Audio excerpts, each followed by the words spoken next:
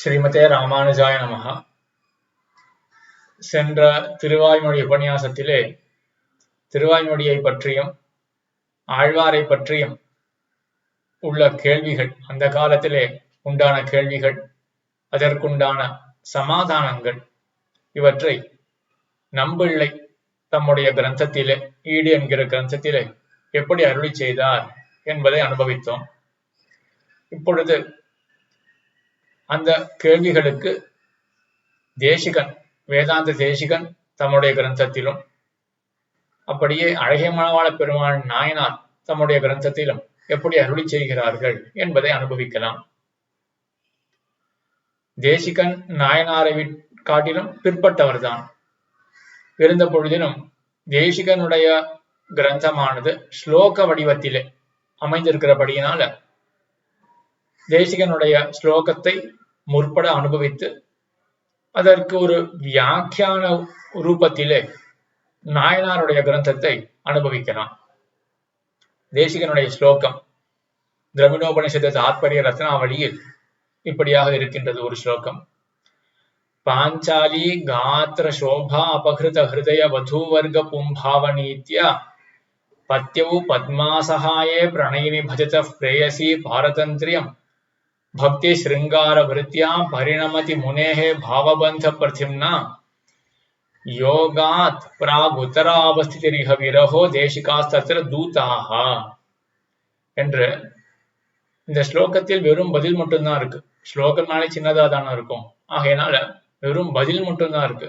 கேள்வி என்ன அப்படின்றத நம்மளே அதை எழுப்பிக்கொள்ள வேண்டும். இந்த கேள்விகள் என்ன அப்படின்னா, ஆழ்வாருக்கு நாயிகா பாவம் அப்படின்றது ஒக்குமா? முன்னாடி பார்த்ததுதான் அதே கேள்விகள் தான். நாயிகா பாவம் அப்படின்றது ஒக்குமா? ஒரு வைராகிய சிகாமணியான ஆழ்வாருக்கு இதெல்லாம் தேவையா? அந்த நாயிகா பாவம் அப்படின்றதுலாம் தேவையா? அதே போல உயர்ந்த சாஸ்திரமான இந்த திருவாய்மொழியிலே பக்தியை பத்தி என்ன பேச்சு வேண்டி இருக்கு? அதாவது பக்தியை பத்தின்றேன், இந்த காதலை பத்தி, காமத்தை பத்தி என்ன பேச்சு வேண்டி இருக்கு அப்படின்ற கேள்விகள் எழ அதற்குண்டான சமாதானம் நேர இந்த ஸ்லோகத்திலே தெரிவிக்கப்படுகின்றது. பாஞ்சாலி காத்திர சோபா அபகிருத ஹிருதய வதூவர்க பும்பாவனீத்யா என்று மகாபாரதத்திலே ஒரு சரித்திரமானது தெரிவிக்கப்படுகின்றது. இந்த காலத்துல எல்லா ஆச்சாரியர்களும் என்ன பண்ணியிருக்காங்கன்னா, ஆழ்வார் பத்தியோ திருவாய்மொழியை பத்தியோ ஒரு கேள்வி வந்ததே என்றால் அதற்கு சமாதானமாக எப்படி சொல்லுவார்கள்னா, அந்த காலத்துல எல்லாருமே நம்பக்கூடிய ஒரு சாஸ்திரம் மகாபாரதத்தையோ ஸ்ரீராமாயணத்தையோ மற்றும் உண்டான புராணங்களையோ எல்லாவற்றையும் எடுத்துக்கொண்டு, இதோ இங்க பாருங்களேன், இந்த புராணத்துல இந்த இதிகாசத்துல இப்படி இருக்கு, அதே போலதான் இங்க ஆழ்வாருக்கும் திருவாய்மொழியினுடைய நிலையும் அப்படிதான் அப்படின்னு இந்த மாதிரி உதாரணமாக எடுத்துக்காட்டிதான் சமாதானத்தை அருளி செய்வார்கள் ஆச்சாரியர்கள்லாம். அந்த ரீதியில எங்க தேசிகன் அருளி செய்கிறார். பாஞ்சாலி காத்திர சோபா அபகிருத ஹிருதய வதூவர்க பும்பாவ நீத்யா என்று. பாஞ்சாலி ஆனவள் திரௌபதி. அவள் ஸ்நானம் செய்து கொண்டிருக்கின்றாள். அவளுடைய அந்த காத்திர சோபை, அதாவது அந்த அவருடைய வடிவத்தினுடைய அழகை கண்டு சுத்தி இருக்கக்கூடிய தோழிமார்கள் அவர்களுக்கெல்லாம் என்ன தோணி போயிருது அப்படின்னா, நாம ஏன் பெண்ணாக இருக்கோம், நம்ம ஆணா இருந்தா இவருடைய அழகு ஒன்னும் அனுபவிக்கலாமே அப்படின்னு தோணி போயிருத்தான். அந்த நீத்தியா, அந்த நீதியில, அந்த ரீதியில இதையும் வைத்துக் கொள்ள வேண்டும். கேள்வி என்ன? ஆழ்வார் புமானாச்சு, அதாவது அவர் புருஷராச்சு, அவருடைய பெண் பாவனையில பாட்டு பாட முடியும் அப்படின்னு ஒரு கேள்வி வர, இது நடந்திருக்கே. அந்த புருஷ பாவத்தை ஆசைப்பட்டார்கள் ஸ்திரீகள், அது போல இங்க ஸ்திரீ பாவத்தை ஆசைப்படுறார் ஆழ்வார் என்று பாஞ்சாலி அந்த பும்பாவன் நீத்தியா பத்யவ் பத்மாசகாயே பிரணயினி பஜத பிரேயசி பாரதந்திரியம். ஆகையினால பதி, பதியின் இடத்துல, ஜகத்துக்கே பத்தியாக இருக்கக்கூடிய எம்பெருமான் இடத்திலே பத்மா சகாயே, எம்பெருமான் திருமாமகளுக்கு கேள்வன் அப்படின்றதோடு மட்டும் அல்லாமல் எல்லா ஆத்மாக்களுக்கும் எம்பெருமான் கணவனாக இருக்கக்கூடியவன். அந்த எம்பெருமான் திருவடிகளிலே பிரேயசி பாரதந்திரியம் பஜதா, பிரேயசினா காதலி, அந்த காதலியினுடைய பாரதந்திரியம் இருக்கு இல்லையா, அவனுக்காகவே அற்று தீர்ந்த தன்மை, அதுதான் காட்டுறது. அதை அடைகிறார் ஆழ்வார். ஆக நாயிகா பாவத்தை எய்துகிறார் ஆழ்வார் அப்படின்னு என்ன தாத்பரியம்? அந்த பாரதந்திரியத்தை நன்றாக வெளிப்படுத்துகிறார் அப்படின்னு தாத்பரியம். பக்தி ஸ்ருங்கார விருத்தியா பரிணமதி. அப்போ இப்பேற்பட்ட ஆழ்வாருடைய பக்தி இருக்கு இல்லையா, அதுதான் ஸ்ருங்காரமாக பரிணமிக்கிறது.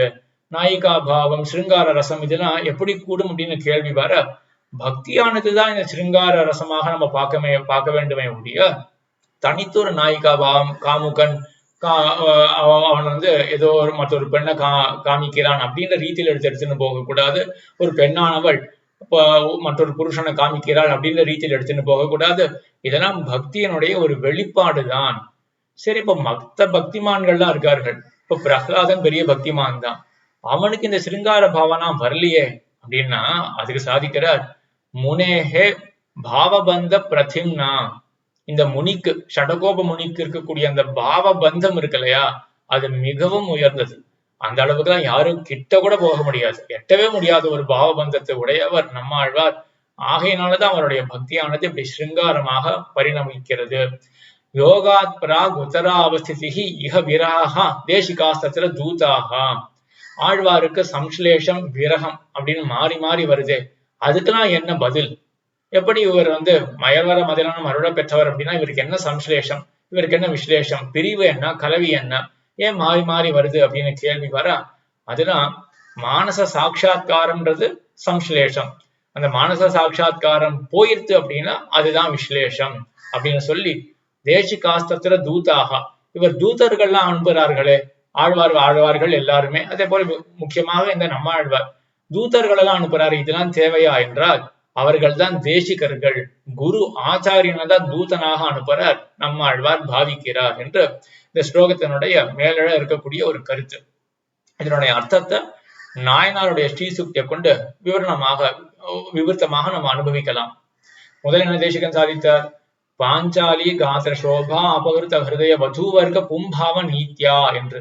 எப்படி அந்த வதூ வர்க்கங்கள், அந்த பெண்கள்லாம் தங்களுடைய ஸ்திரீபாவத்தை விட்டு பும்பாவத்தை ஆசைப்பட்டார்களோ அது போலதான் ஆழ்வாருடைய நாயிகா பாவம் அப்படின்னு அது போலன்னு வச்சுக்க கூடாது. இங்க ஆச்சாரியர்களுக்கெல்லாம் அது தாற்பயம் கிடையாது. உயர்ந்த ஆழ்வாருடைய திருவுள்ளத்தை போய் ஏதோ ஒரு மகாபாரதத்தில் இருக்கக்கூடிய ஒரு கதாபாத்திரம் அதை கூட ஆச்சாரியர்கள்லாம் சேர்ப்பார்களா? இது வெறும் ஒரு சமாதானம் தான். ஆழ்வார் எப்படி புருஷரானவர் ஒரு பெண்ணாக தன்னை பாவிக்க முடியும் அப்படின்னு ஒரு கேள்வி எழ, இதோ நீ ஒத்துக்கிற மகாபாரதத்திலே இந்த மாதிரி சரித்திரம் இருக்கே அப்படின்னு காட்டுறதுக்காகவே ஒழிய அது போல அப்படின்னு நேரம் எடுத்துக்க கூடாது அப்படின்னு நமக்கே தோன்றது இல்லையா? இதுதான் அழகிய மணவாள பெருமான் நாயனாரும் சாதிக்கிறார். அது ஒரு ஸ்தூலமான ஒரு பரிசு அப்படின்னா ஸ்தூலம், அதாவது என்ன சூழ்நிலைகளை சாதிக்கிறார் அப்படின்னா, 70 உரு அழிக்க செய்கிற வழிவிலா அடிமைக்கு பாஞ்சாலி படுத்தும் அதும் கௌசல்யா அனுவிருத்தியும் ஒப்பாகை பரிசு அப்படின்னு ஒரு சூழ்நிலையில அழகிய மணவாள பெருமான் நாயனார் சாதிக்கிறார். 70 உரு அழிக்க, எம்பெருமான் என்ன பண்றான்னா அவனுடைய 70 உரு ஆர்க்கும் அறிவறிதே என்று கடியமிக்கதோர் காதலால் இவள் என்று அன்னை காணகொடால் வடிவில் கீர்த்தி திருக்குறுங்குடி நம்பியை நான் கண்டபின் குடுமித்தேவர் குழாங்கள் கைத்தொட சோதி வெள்ளத்தின் உள்ளே 70 உரு என் நெஞ்சுள் எழும் ஆர்க்கும் அறிவறிதே அப்படின்னு திருக்குறுங்குடியை பத்தி ஆழ்வார் பாடகர். அந்த எம்பெருமான் நித்தியசூரிகளால் சூடப்பட்ட அந்த எம்பெருமான் அவனுடைய திருமேனி அது ஆழ்வாருக்கு சேவை சாதிக்க அது என்ன பண்றதுன்னா 70 உரு அழிக்க.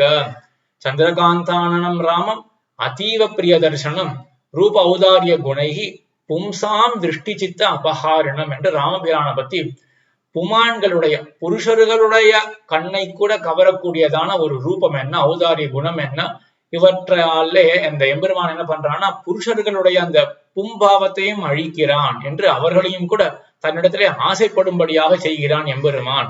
இது அந்த எம்பெருமான் பண்ணக்கூடியது எல்லா பக்தர்கள் விஷயத்திலும். விசேஷமாக ஆழ்வார் விஷயத்துல எம்பெருமான் என்ன பண்றான்னா ஆழ்வாருடைய அந்த ஆண் தன்மையை எம்பெருமான் அழிக்கின்றான். 70 உரு அழிக்க, இது ஒரு தன்மை ஆழ்வாருக்கு. அதே போல செய்கிற வடிவிலா அடிமைக்கு ஆழ்வார் என்ன பண்றாரு அப்படின்னா எல்லா விதமான கைங்கரியமும் எம்பெருமான் திறத்திலே நாம் பண்ணணும் அப்படின்னு ஆழ்வார் எம்பெருமான் திருவடிகளை விண்ணப்பிக்க, இது மற்றவர்கள்லாம் கண்டு அது என்னது, இது எல்லா விதமான கைங்கரியமா, இப்படி கூட ஒரு பிரார்த்தனை இருக்கும் அப்படின்னா அந்த மாதிரி ஒரு சந்தேகங்கள் வரக்கூடியதாக இருக்கு. எப்படி ஆழ்வாருக்கு இந்த இதுவானது பெண் தன்மை வரும், எப்படி ஆண் தன்மையானது போகும் அப்படின்னு ஒரு சந்தேகம். அதே போல எப்படி ஒருத்தர் எல்லா விதமான கைங்கரியமா, முதல்ல கைங்கரியம் அப்படின்றது ஒத்துக்கிறது ஒரு பெரிய கஷ்டம். அது என்ன கைங்கரியம்னா சேவா ஸ்வபிருத்தி அப்படின்னு தானே இருக்கு. சேவைன்றது ஒரு நாய் தொழில் தானே, அதெல்லாம் போய் யாராவது ஆசைப்படுவார்களா? நாய் தொழிலான சேவையை ஆசையப்பட மாட்டார்கள். இந்த ஆழ்வார் என்னன்னா எல்லா விதமான சேவையும் பண்ணணும் அப்படின்றார். இதெல்லாம் நடக்குமா, ஒக்குமா இது அப்படின்னு ஒரு கேள்வியெல்லாம் வர மறுபடியும் என்ன பண்றார்கள் ஆச்சாரியர்கள் அப்படின்னா, அந்த கேள்வி கேட்கிறவர்களுக்கு சம்மதமான கிரந்தங்களில் இருந்தே பதில சாதிக்கிறார்கள். என்ன பண்றார்கள்? பாஞ்சாலி படுத்துமதும், இந்த பாஞ்சாலியோட சரித்திரம் தான் இப்ப நம்ம பார்த்தோம். பாஞ்சாலி என்ன பண்ணான்னா, அவன் படுத்துமதும் அப்படின்னா அவளால படுத்தப்பட்டு இவர்கள் என்ன பண்றார்கள்னா ஆண் தன்மையை ஆசைப்படுறார்கள் இல்லையா, அது ஒரு சரித்திரம். அதே போல கௌசல்யா அனுவிருத்தியும், கௌசல்யா என்ன பண்றான்னா, தசரதன் வரான், அவனுக்கு தான் எவ்வளவோ மனைவிகள் இருக்காரு இல்லையா, ஒரு இடத்துக்கு போருக்காக போவான், அங்க இருக்கக்கூடிய ஒரு பெண்ணை வந்து இவங்க கன்யா பரிகிரகம் பண்ணிட்டு வந்துடுவான், அவன் கல்யாணம் பண்ணிட்டு வந்துடுவான்.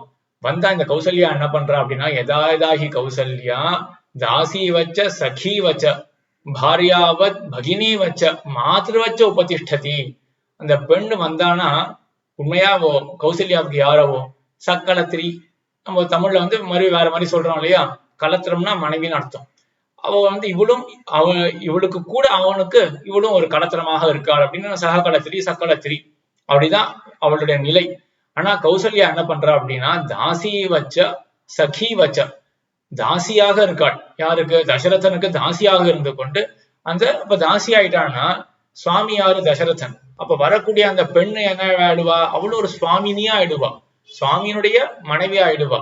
அப்ப அந்த மாதிரி உபச்சாரம் பண்றா இந்த கௌசல்யானவள் அவளுக்கு சகி வச்ச. அப்ப அவளுக்கு அத தசரதனுக்கு சகியா இருந்து கொண்டு அவளுக்கும் சகியாக ஆயிடுறாள். அதே போல பகினியும் வச்ச, தசரதனுக்கு ஒரு தங்கையாக இருந்து கொண்டு செய்ய வேண்டிய உபச்சாரங்கள் எல்லாம் பண்றா. அதே போல மாத்திரு வச்ச உபதிஷ்டதி, மாதா செய்யக்கூடிய உபச்சாரங்கள் எல்லாவற்றையும் பண்றாள் அப்படின்னு இதோ நீங்க நம்பக்கூடிய, அதை நீங்க ஒப்புக்கொண்ட கிரந்தத்திலே இருக்கு. இந்த மாதிரி சர்வ விதமான கைங்கரியம் அப்படின்றது இருக்கே, அதேதான் ஆழ்வார் அதேதான் அப்படின்ற மாதிரி சொல்றா இல்லையா ஆச்சாரியால், அதைதான் இங்க நாயனார் தெளிவுபடுத்துறார். அது ஒப்பாகுகை பரிசு அப்படின்னு. அது ஆழ்வாருக்கு ஒப்பாக சொல்றோமே நாங்கெல்லாம் என்ன தாத்பரியத்துல அப்படின்னா, இந்த மாதிரி ஒரு கைங்கரியம் அப்படின்றதே இருக்காது. இந்த மாதிரி ஆணானவர் ஒரு பெண் பாவனை அடையறதுக்கு வாய்ப்பே கிடையாது அப்படின்னா கேள்வி வர, இதோ இங்கேயும் இருக்கே அப்படின்னு காட்டுறதுல எங்களுக்கு ஒரு தாத்பரியமே ஒழிய, ஆனா இதெல்லாம் ஒரு பரிசு, இதெல்லாம் ஸ்தூலமானது. ஸ்தூலம்னா சூக்ஷ்மம், ஸ்தூலம் சொல்றோம் இல்லையா, சூக்ஷ்மம்னா சட்டில், ரொம்ப ஒப்பாக ரொம்ப சட்டிலா ரெண்டுமே பொருந்துறது அப்படின்னு சொன்னா அது சூக்ஷ்மம்னு சொல்லலாம். இது ஸ்தூலமாக இது ரொம்ப கிராஸா தான் இது ரெண்டுத்துக்கும் ஒரு பொருத்தம் இருக்க ஒழிய அதுக்கு மேல ரொம்ப ஒரு சிமிலாரிட்டி அப்படின்னா ஒண்ணு கிடையாது அப்படின்ற தாத்பரியத்துல விளக்கி காட்டுறார். இப்ப பாஞ்சாலியுடைய விருத்தாந்தத்தை வந்து ஆழ்வாருக்கு ஒப்பாக சொல்லலாமா அப்படின்னா, எங்களுக்கு எல்லாம் என்ன தாத்பரியம் அப்படின்னா, இந்த மாதிரி ஒண்ணு இருக்கு அப்படின்னு சொல்றது தாத்பரியமே ஒழிய அது ரொம்ப சிமிலாரிட்டி அப்படின்றதுலாம் எங்களுக்கு ஒண்ணு தாத்பரியம் கிடையாது என்று அங்க சாதிச்சு ஆகிய ஸ்லோகத்தை எப்படி இருந்தது? பாஞ்சாலி காதர்ஷோபா அபகிருத ஹிருதய வதூவர்க பும்பாவனீத்யா பத்யவ் பத்மாசகாயே பிரணயினி பஜத பிரேயசி பாரதந்திரியம். அப்போ இந்த காதலால் அதாவது காதலியாக ஆழ்வார் ஆகிறாரே, அவர் என்ன பண்றார்? பிரேயசி பாரதந்திரியம் பஜதா என்று இவர் பஜிக்கின்றார், அடைகின்றார். ஒரு பாரதந்திரியத்தை அடைகின்றார், பாரதந்திரியத்தை வெளிப்படுத்துகிறார். அதை நாயனார் ஒரு பெரிய சூரணையில சாதிக்கிறார்.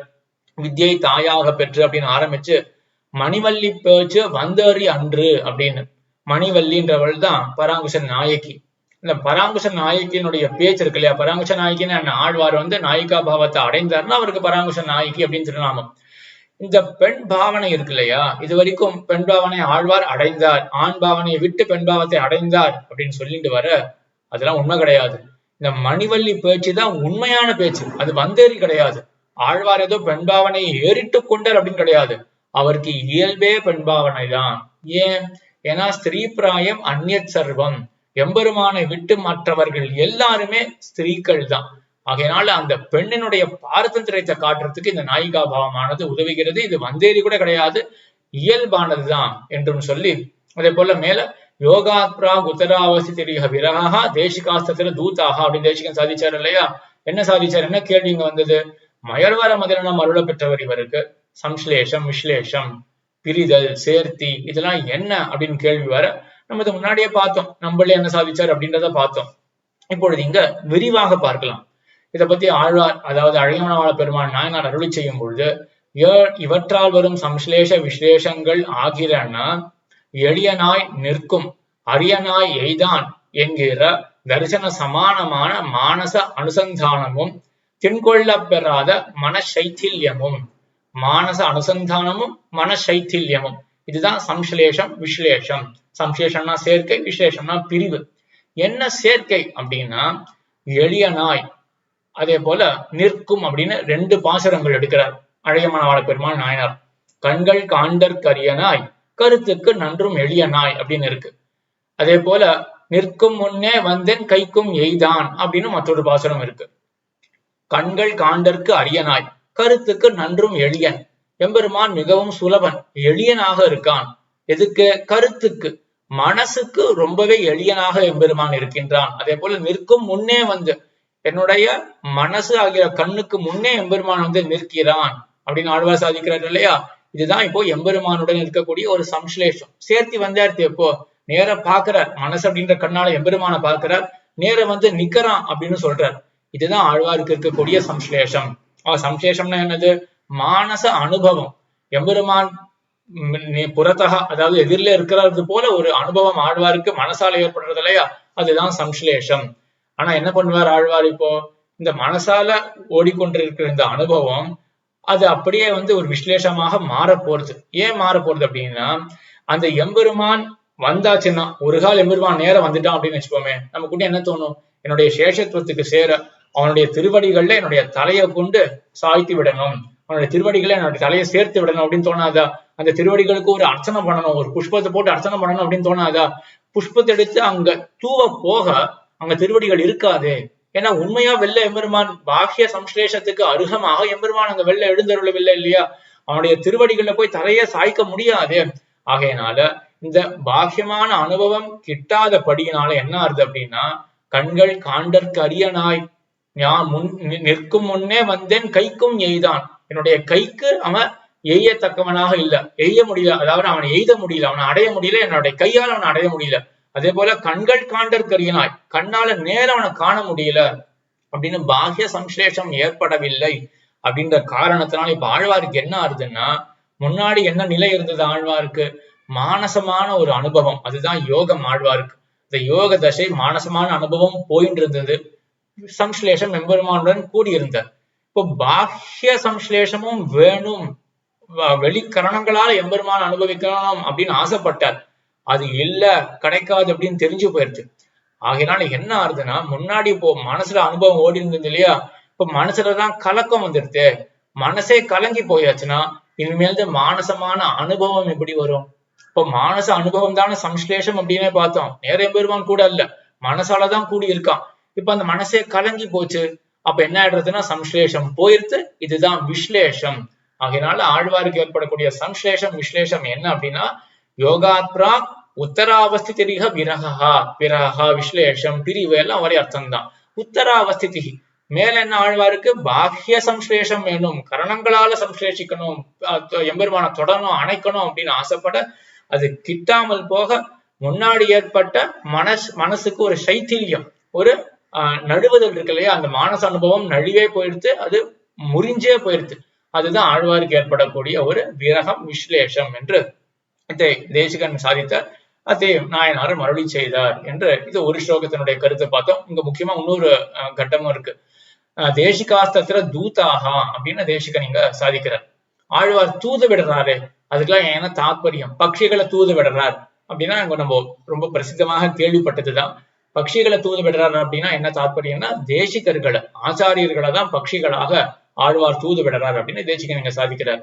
இதுக்கு விவரணம் பார்க்கணும்னா, சேர்ப்பாறை பட்சிகளாக்கி ஞான கர்மத்தை சிறகென்றும் குரு சப்ரமச்சாரி புத்திர சிஷ்யஸ்தானே பேசும் அப்படின்னு அழகிய மணவாள பெருமான் நாயனாருடைய சூரணையை விவரணமாக கொள்ள வேண்டும்.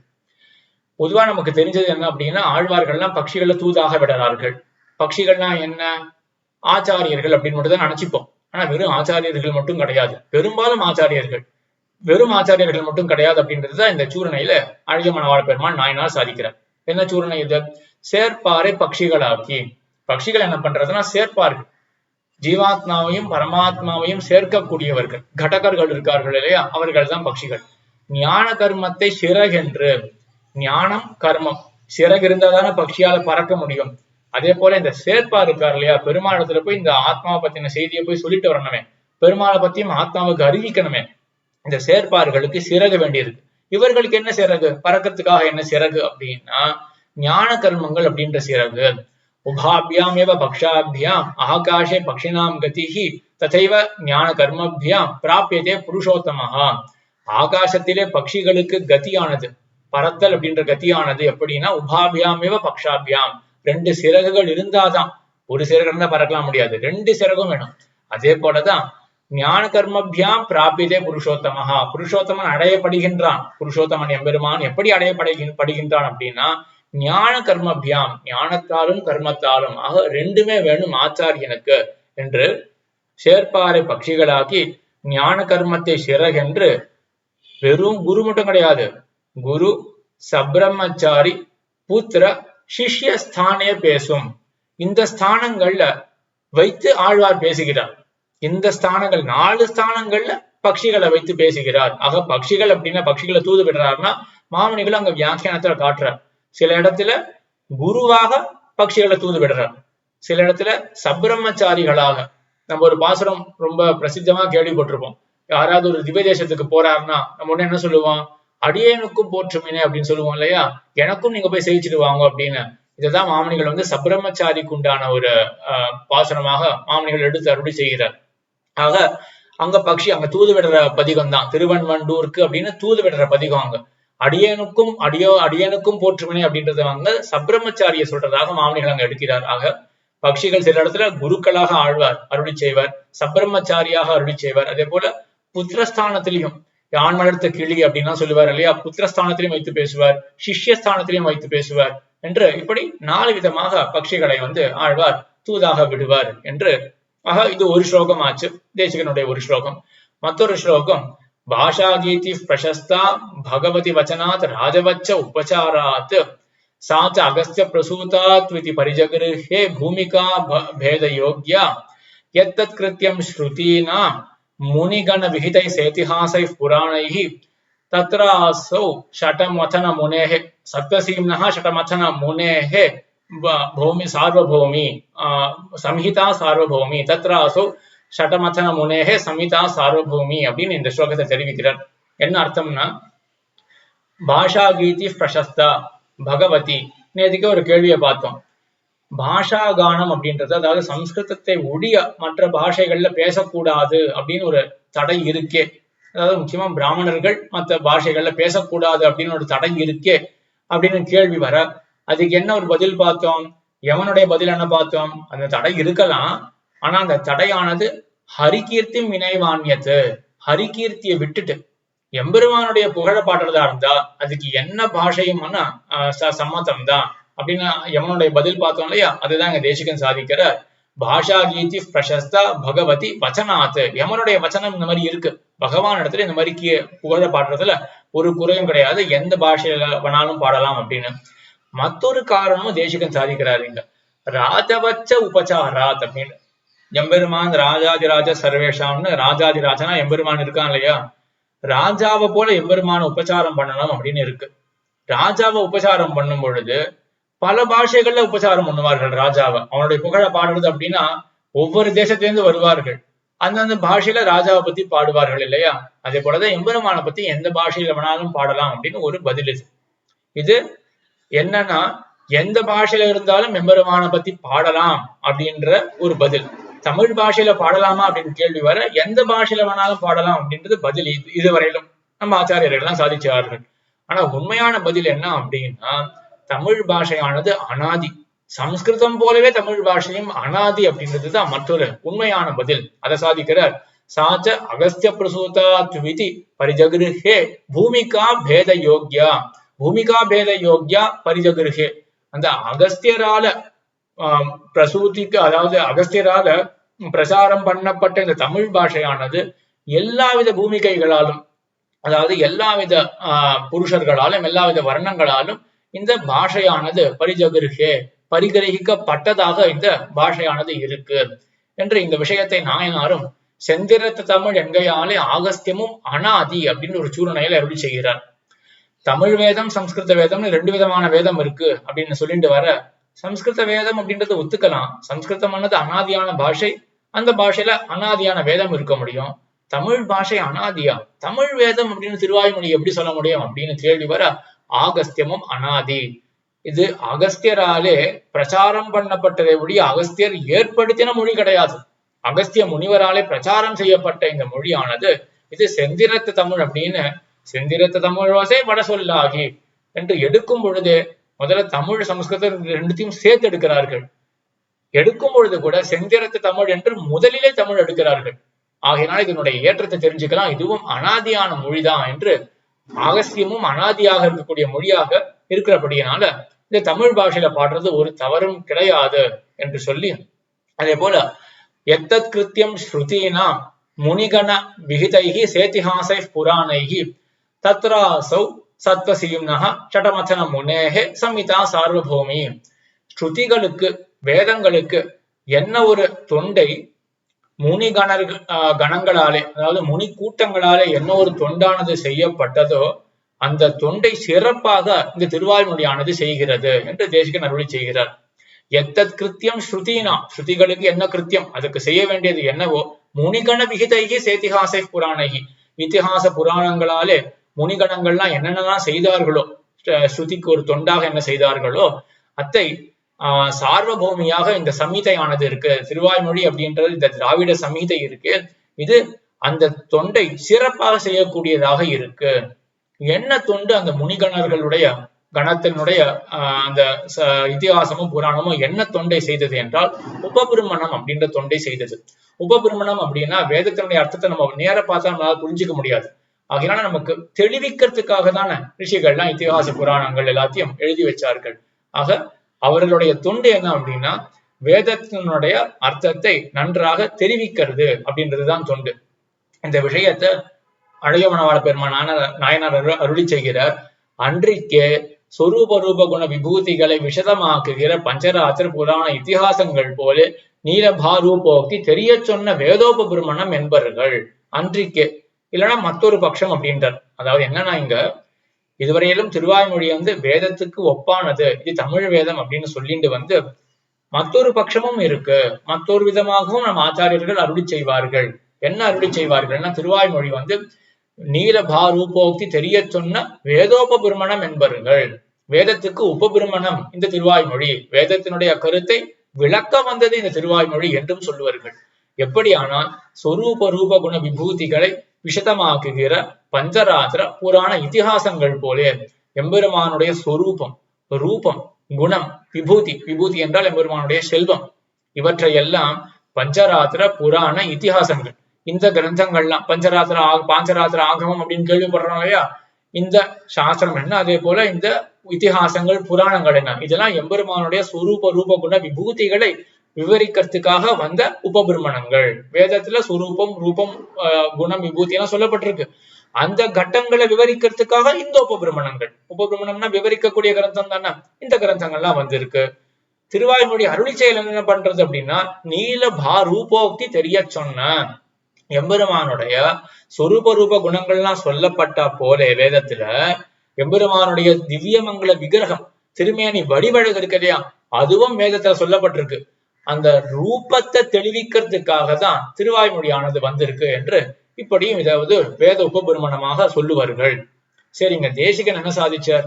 எத்தத் கிருத்தியம் ஸ்ருதினாம் சார்வபௌமி சம்ஹிதாயம் அப்படின்னு எந்த ஒரு கிருத்தியமானது அந்த புராணத்தினாலும் இதிகாசத்தினாலும் பண்ணப்படுறதோ வேதத்துக்கு, அந்த தொழிலை அந்த தொண்டை திருவாய்மொழியானதுதான் சிறப்பாக செய்கிறது என்று தேசிகன் இங்க ஒரு ஏற்றத்தை சாதிக்கிறார். இதிகாசத்துக்கும் புராணத்தை காட்டிலும், இதிகாசத்தை காட்டிலும் புராணத்தை காட்டிலும் திருவாய்மொழிக்குள்ள ஒரு ஏற்றத்தை தேசிகன் இங்க சாதிக்கிறார்.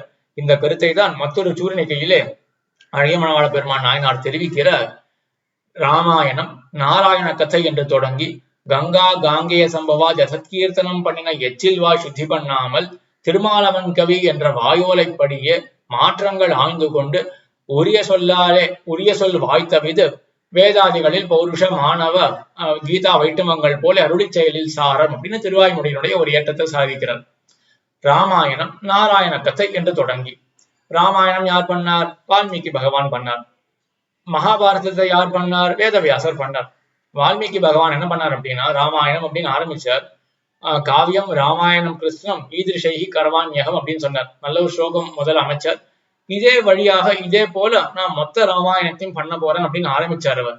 ஆனா என்ன பண்ணார் அப்படின்னா கங்காவினுடைய உற்பத்தியை பத்தி எல்லாம் பேசிட்டு இருக்கார். ஏதோ விஷயங்கள்லாம் எம்பெருமானை விட்டுட்டு மத்த ஏதோ விஷயங்களை பத்தி எல்லாம் பேசிட்டு இருக்கார். சரி, மகாபாரதத்துல இவர் என்ன பண்ணார், நாராயண கதாம் இமாம் அப்படின்னு ஆரம்பிச்சார். இது வந்து நாராயணனுடைய கதை அப்படின்னு மகாபாரதத்தை ஆரம்பிச்சார்.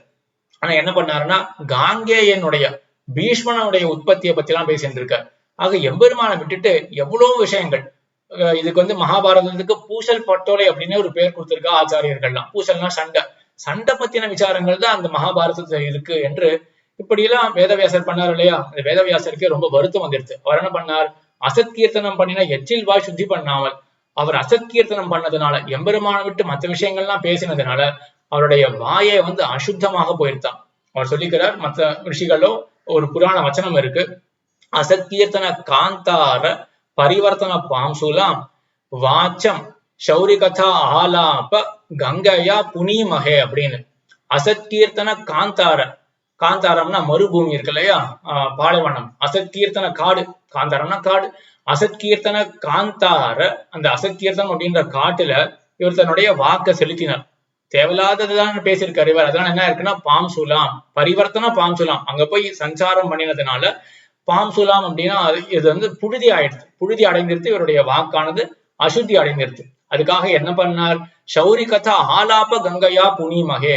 சௌரி கதா ஆலாபம், எம்பெருமானுடைய கதையை பத்தி பேசுறது அப்படின்ற அந்த கங்கை இருக்கே, அதனால புனிதத்தை தன்மையை அடைந்தார் அப்படின்னு இது வேதவியாசருடைய சரித்திரம். அவர் அதுக்காக ஸ்ரீமத் பாகவதத்தையே பண்ணார்.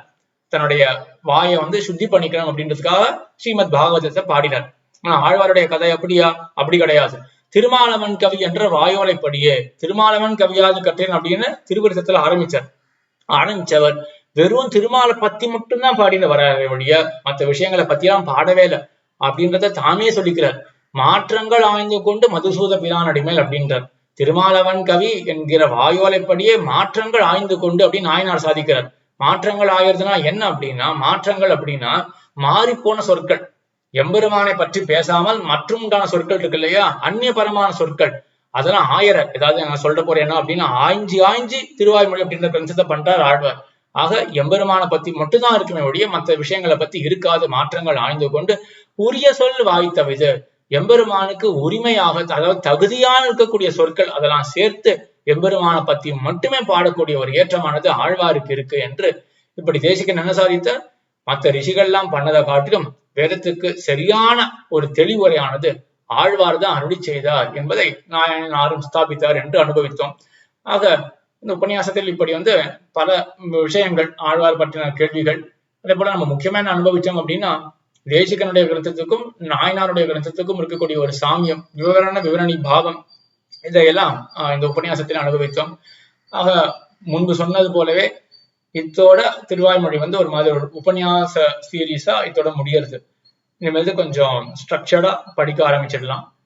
அடுத்தது திருவாய்மொழியில வந்து 4 திவ்ய பிரபந்தங்கள், வெறும் திருவாய்மொழியை பார்க்காம ஆழ்வார் அருளி செய்த 4 திவ்ய பிரபந்தங்கள்ல என்னென்ன அர்த்தங்கள் அப்படின்னு நம்ம ஆச்சாரியர்கள்லாம் காட்டார்கள். நம்ம மேற்கொண்டு அனுபவிக்கும் பொழுதே நமக்கே தெரிய வரும் எப்படி ஒரு ரிசர்ச் பண்ணியிருக்கார்கள் அழகா அப்படின்றது. ஆரம்பிக்கும் பொழுதே 4 பிரபந்தங்கள் என்ன அர்த்தம், அதுக்குள்ளே ஒவ்வொரு பத்திலையும் என்ன அர்த்தம், ஒவ்வொரு பதிகத்திலையும் என்ன அர்த்தம் அப்படின்னு இவ்வளவு பெரிய ரிசர்ச் பண்ணியிருக்கார்கள் அப்படின்றத மேற்கொண்டு நம்ம அனுபவிப்போம். ஸ்ரீபாஷி விஷயத்துல ஒரு 2-3 நாள் முன்னாடி அந்த முதல் சூத்திரத்தினுடைய அர்த்தமும் பார்த்தோம், அனுபவித்தோம். அதுலயும் ஒரு டிஸ்கஷன் வச்சுக்கலாம் அப்படின்னு நினைச்சிருந்தேன். ஆனா இந்த டிஸ்கஷன் ஒன்றும் பெரிய ஒரு ரெஸ்பான்ஸ் இல்லை. அதனால இந்த வீக்கெண்ட் டிஸ்கஷன் வச்சுக்கணுமா அப்படின்னு சந்தேகமா இருக்கு. எவ்வளவு பேர் வருவார்கள் அப்படின்றது தெரியல. மேற்கொண்டு ஏன் இன்ட்ரெஸ்ட் இவ்வளவு பிளஞ்சிங் அப்படின்ற மாதிரி இவ்வளவு கீழே போறது அப்படின்றது தெரியல. ஸோ இப்படியே இருந்து எப்படி சஸ்டெயின் பண்ண முடியும் அப்படின்னும் தெரியல. சரி பார்ப்போம். இப்போ திருவாய்மொழி இன்னைக்கு இது முடிச்சிருக்கு. இப்போ இனிமேல் தான் திருவாய்மொழியினுடைய ஒரு ஸ்ட்ரக்சரா படிக்க போறது அப்படின்றது ஆரம்பிக்க போறது. ஸ்ரீபாஷத்துல எப்படி எஃபர்ட் சஸ்டெயின் ஆகுது அப்படின்றது உங்களுடைய கையில தான் இருக்கு, எவ்வளவு இன்ட்ரெஸ்ட் சஸ்டெயின் பண்ண போறீங்க அப்படின்றது. ஏதோ ஒண்ணு அடுத்த வாரத்திலேருந்து ஸ்ரீபாஷிதனுடைய 2வது அதிகரணத்தை பார்க்க ஆரம்பிச்சிடலாம், ஜென்மாதி அதிகரணத்தை அதுல பார்க்க ஆரம்பிச்சிடலாம். கூட நடுவில் எப்படியாவது இந்த முதல் ஜிக்ஞாசா அதிகரணத்தினுடைய இந்த 3 இதுல வீடியோஸ்ல கேள்விகள் ஒரு 20 கேள்விகள் கிட்ட ஒரு 215 கேள்விகள் ரெடியா இருக்கு. சூத்திர விஷயத்திலையும் ஒரு 5-6 கேள்வி வச்சு ஒரு 20 கேள்விகள் கொண்டு வந்தாச்சுன்னா போன தடவை மாதிரி ஒரு ஒரு செல்ஃப் எவாலுவேஷன் அதையும் கண்டக்ட் பண்ணலாம் என்று சொல்லி அமைக்கிறேன். ஆழ்வார் திருவடிகளே சரணம், எம்பெருமானார் திருவடிகளே சரணம், ஜீயர் திருவடிகளே சரணம்.